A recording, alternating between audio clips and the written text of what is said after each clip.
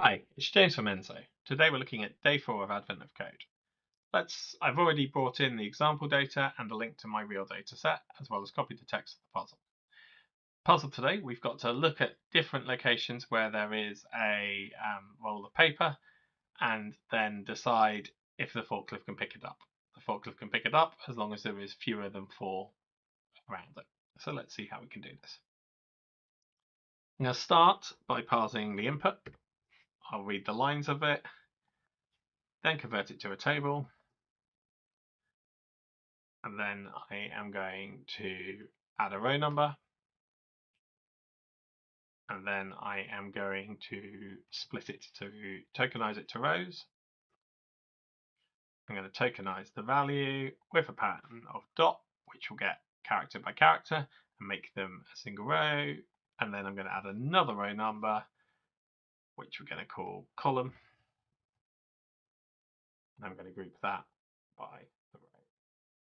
And that should have loaded in the table the data into a row-based format, which we can work with. Let's now filter out the ones which are dots, because we're not interested in those. Filter component, filtering the value where it's not equal to dot.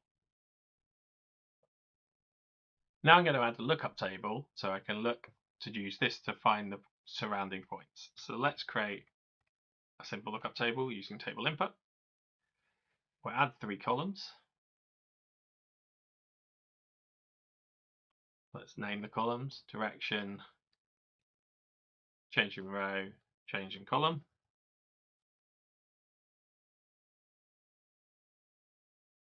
So we'll start with going northwest, which is 1 row up and 1 column back. North, which is 1 row up, no column change. Northeast, which is 1 row up and 1 forward. West, 0. East, oops, it should be 0 minus 1 above. Let's correct that. Southwest, it's going to be 1 minus 1. South, 1, 0, and southeast, 1. That's 1. So we can take that, and now we'll do a cross join to the places where we have rolls of paper. We now need to join it to work out the adjacent row and column positions. We can do this using a set function. So let's add a couple of set functions. So I'm going to use an expression of row plus the change in row and call this adjacent row. Likewise, I'm going to have another expression of column plus adjacent column. Sorry, changing column. So let's call that there.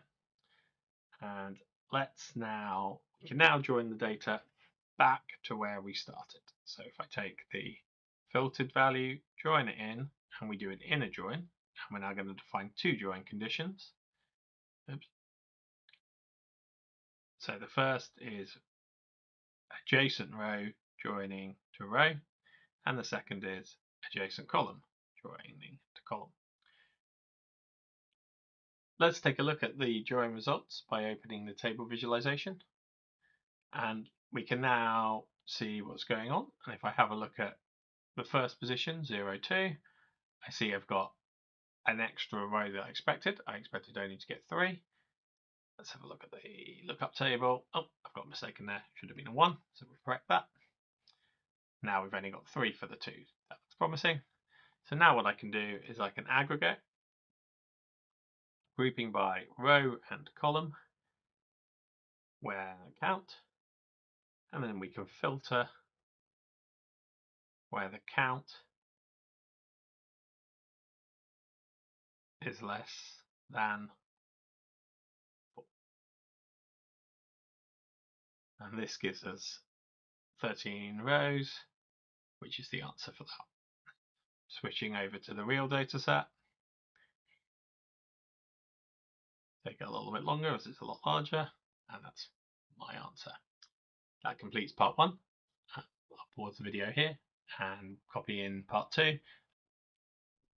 I've loaded in part 2, and so what we have to do in part 2 is repeat the process over and over until such time as there are no more rolls of paper that can be removed and it reaches a stable state. First thing I need to do is there was a mistake, so I'm just going to corrected that in my workflow. I had ignored the case where there were rolls of paper with nothing around them. I needed to change to a left outer join, counting not nothing rather than count, and getting the same answer, getting the correct answer.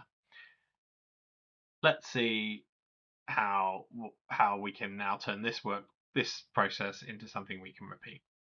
So I'm going to start by switching back to the sample data set. And what I want to do is I want to work out what's left. And the way I'm going to do that is I'm going to do a join, and I'm going to do a left exclusive join, which gives me back the sets from the left table that wasn't joined to the right, and then I'm going to join on row and column.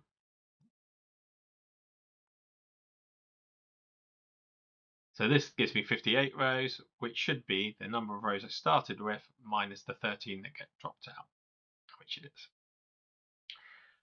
So what I'm then going to do is I'm going to copy all of this, select all of this, and turn it into a reusable function. You can select components, click the button in the top, and this creates a reusable component. And we're going to call this, double click on it and rename it. So let's call it remove one step. And I'll step back out. And then what I need to do is, in order to get my answer, what I really want to know is have row count here and a row count here.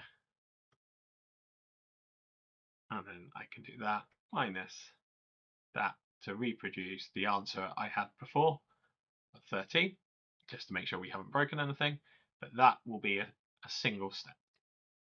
So now we've got one step. Now I want to make it so we can iterate over and over. To do this, what I'm going to do is I'm going to create an integer range, let's say from 1 up to 100. And then for each one, I want to fold over it, taking in the starting table and then calling the function. So the fold function will call a function with 2 arguments. The first argument will be the current value, and the second argument, the current state. The second argument will be the value of where we are in the fold.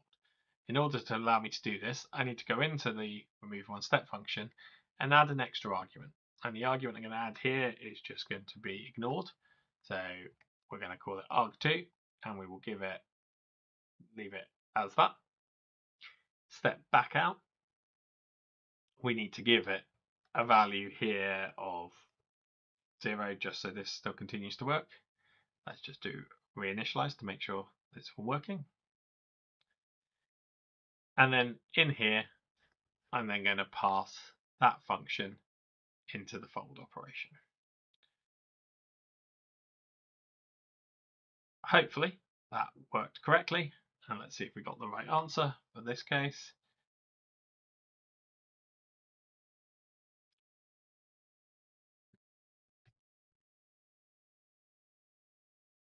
We did indeed get 43.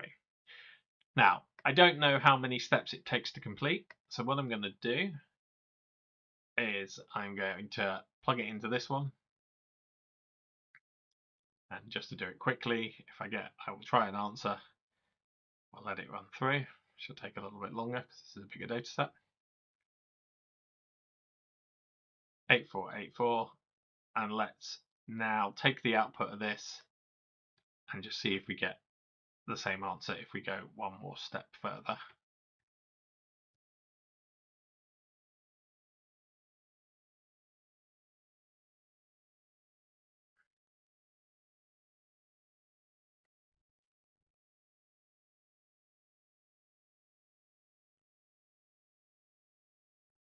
We appear to have finished on my case. We could do a more clever approach to doing this, but this is a quick solution. But this tells me that I finished the iteration. It didn't change in one step, so I know my answer. And that completes part